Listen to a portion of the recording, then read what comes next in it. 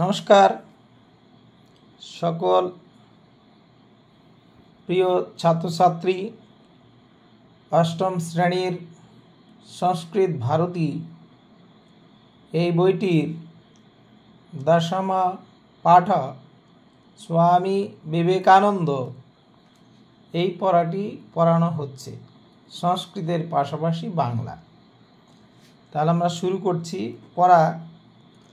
ভারতবরেণ্যस्य स्वनामख्यातस्य स्वामिनः विवेकानन्दस्य नाम को न জানাতি। বাংলা মানে হচ্ছে ভারত শ্রেষ্ঠ, এই দুটি শব্দের মানে দাঁড়াচ্ছে ভারত শ্রেষ্ঠ, নিজ নামে বিখ্যাত স্বামী বিবেকানন্দের নাম কে না জানে। তারপর বলা হয়েছে অষ্টাদশ শতম ত্রয়োষষ্ঠী খ্রিস্টাব্দে জানুয়ারি মাসস্য দ্বাদশ দিবসে কলিকাতা নগরিয়া শিমলায়াং প্রখ্যাতে দত্তবংশে বিবেকানন্দः জাতः। মানে হচ্ছে 1863 খ্রিস্টাব্দে জানুয়ারি মাসের 12 তারিখে বা 12তম দিবসে কলিকাতা নগরীর শিমুলাতে প্রখ্যাত দত্ত বংশে বিবেকানন্দ জন্মেছিলেন। তস্য পিতুর নাম বিশ্বনাথ দত্তः। তাহলে তার পিতার নাম বিশ্বনাথ দত্ত। মাতুর নাম চ ভুবনেশ্বরী দেবী। চটাকে আগে আনবো বাংলা করার সময়। এবং মায়ের নাম ভুবনেশ্বরী দেবী। বিবেকানন্দস্য বাল্যে বীরেশ্বরः নাম কৈশোরে নরেন্দ্রনাথস্য আস্তাম। তাহলে কি বলা হয়েছে? বিবেকানন্দস্য মানে বিবেকানন্দের, বাল্যে মানে বাল্যকালে, বীরেশ্বর নাম, বীরেশ্বর নাম ছিল। তাহলে বিবেকানন্দের বাল্যে বীরেশ্বর নাম, কৈশোরে এবং কৈশোরে নরেন্দ্রনাথ ছিল। তাহলে কি বলা হচ্ছে? বিবেকানন্দের বাল্যকালে বীরেশ্বর এবং বীরেশ্বর নাম এবং কৈশোরে নরেন্দ্রনাথ ছিল। তাহলে এটুকু আমরা জানলাম। এর পরের অংশে আসছি। এখানে বলা হয়েছে যে 19বিংশ শতকে ভারতীয় সমাজে তথা বঙ্গীয় সমাজে চ কুসংস্কারাণাং প্রভাবেন পাশ্চাত্য শিক্ষায়াঃ প্রভাবেন চ ধর্মচাঢ্যম অজায়ত। তাহলে এখানে কি বলা হয়েছে? 19বিংশ শতকে মানে 19বিংশ শতকে ভারতীয় সমাজে তথা বঙ্গীয় সমাজে কুসংস্কারের প্রভাবে এবং পাশ্চাত্য শিক্ষার প্রভাবে ধর্মে গ্লানি জন্মেছিল, ধর্মের ক্ষেত্রে গ্লানি জন্মেছিল। তাহলে এখানে আরেকবার বলছি, 19বিংশ শতকে ভারতীয় সমাজে তথা বঙ্গীয় সমাজে কুসংস্কারের প্রভাবে, এই চটি এখানে দরকার নেই। তাহলে কুসংস্কারের প্রভাবে ও, এই চটাকে এখানে আসবে বাংলা করার সময়, ও পাশ্চাত্য শিক্ষার প্রভাবে ধর্মে গ্লানি জন্মেছিল। তারপর বলা হয়েছে তদা শ্রী রামকৃষ্ণস্য মন্ত্র দীক্ষিত, তদা শ্রীরামকৃষ্ণস্য মন্ত্র দীক্ষিতः জ্যোতির্ময়ः সন্ন্যাসী বিবেকানন্দः তরুণান আহুয় উপনিষদিং বাণীং শ্রাবয়ামাস यत्र जीवः तत्र শিব ইতি। তাহলে এখানে কি বলা হয়েছে?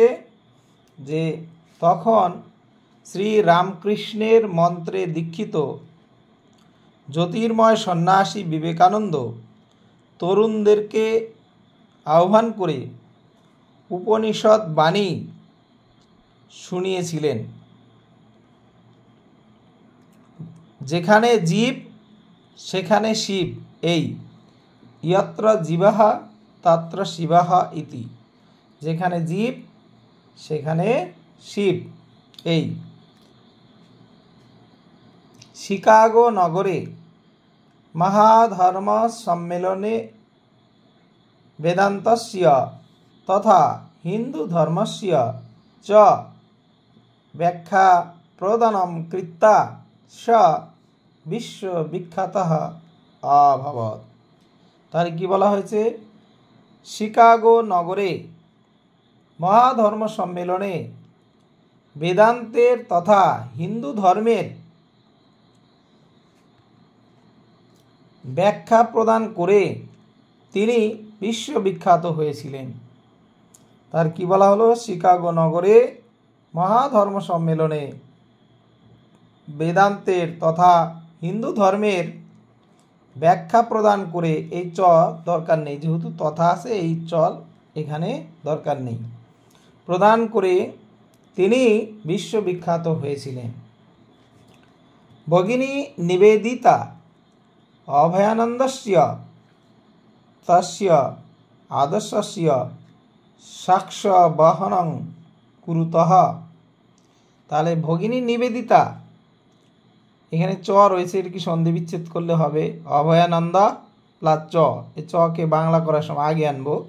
তাহলে ভগিনী নিবেদিতা ও অভয়ানন্দ, তস্য মানে তার, আদর্শস্য মানে আদর্শের, তার আদর্শের সাক্ষ্য বহনম কুরুতঃ, অর্থাৎ তাহলে দাঁড়ালো তার আদর্শের সাক্ষ্য বহন করেছেন।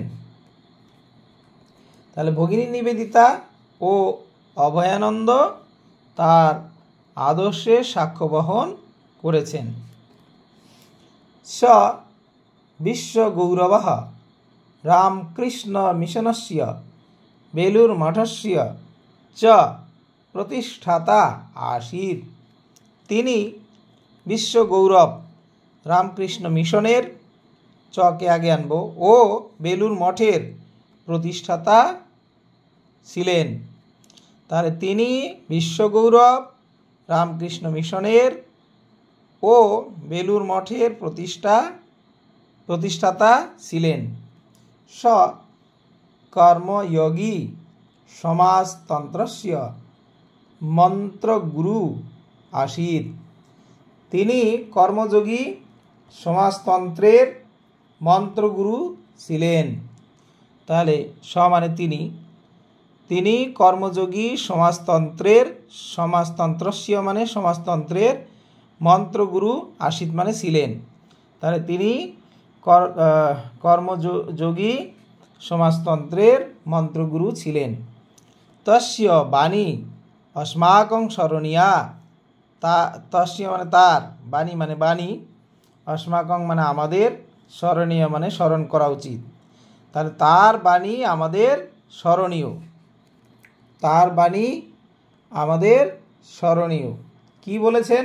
বলেছেন বহুরূপধরং ত্যক্ত্বা অন্নিস্যস্য ক ঈশ্বরম জীবে প্রেম করতি ইয়ঃ ধ্রুবংশ ভজতীশ্বরম। তাহলে এখানে কি বলা হয়েছে? বহুরূপ ধরং, অর্থাৎ বহুরূপ ধারণকারীকে ত্যক্তবা, এখানে শব্দটি ভুল রয়েছে, ত্যক্তবা মানে ত্যাগ করে। তাহলে বহুরূপে বা বহুরূপ ধারণকারী কে ত্যাগ করে কোথায় ঈশ্বরকে খোঁজ করছো? অনিশ্বাস্য মানে খোঁজ করছো, ক মানে কোথায়, ঈশ্বরম মানে ঈশ্বরকে। তাহলে ঈশ্বরকে কোথায় খোঁজ করছো? তাহলে এটিকে সাজালে কি হচ্ছে? বহুরূপ ধারণকারীকে ত্যাগ করে কোথায় ঈশ্বরকে খোঁজ করছো? জীবে প্রেম করতি ইয়া, অর্থাৎ যে যে জীবে প্রেম, যে জীবে প্রেম করে। ধ্রুবং সটাকে আগে আনবো, সে ধ্রুবং নিশ্চয়, ধ্রুবং মানে নিশ্চয়, ভজতীশ্বরম, তাহলে সে নিশ্চয় ঈশ্বরকে ভজনা করে। তাহলে এখানে কি বলা হয়েছে, বহুরূপ ধরং ত্যক্তবা অনিশ্যস্য ক ঈশ্বরম জীবে প্রেম করতি ইয়ঃ ধ্রুবং স ভজতীশ্বরম। তার মানে বহুরূপ ধারণকারীকে ত্যাগ করে কোথায় ঈশ্বরকে খোঁজ করছ? যে জীবে প্রেম করে সে নিশ্চয় ঈশ্বরকে ভজনা করে। তাহলে এই লাইনের মানে আমরা পেলাম। তারপর বলা হয়েছে অয়ং মহামানবঃ ঊনবিংশতি দে তদধিক দে ঊনবিংশ শতকম দে খ্রিস্টাব্দস্য জুলাই মাসস্য চতুর্থ দিবসে দেহ রক্ষাং কৃতবান। অয়ং মহামানবঃ, এই মহামানব, অয়ং মানে এই, মহামানব মানে মহামানব, 1902 খ্রিস্টাব্দের জুলাই মাসের চতুর্থ দিবস অর্থাৎ 4 তারিখে, জুলাই মাসের 4 তারিখে দেহ রেখেছিলেন বা দেহ ত্যাগ করেছিলেন। তাহলে কি বলা হলো, এই মহামানব 1902 খ্রিস্টাব্দের জুলাই মাসের 4 তারিখে দেহ রেখেছিলেন বা দেহ ত্যাগ করেছিলেন।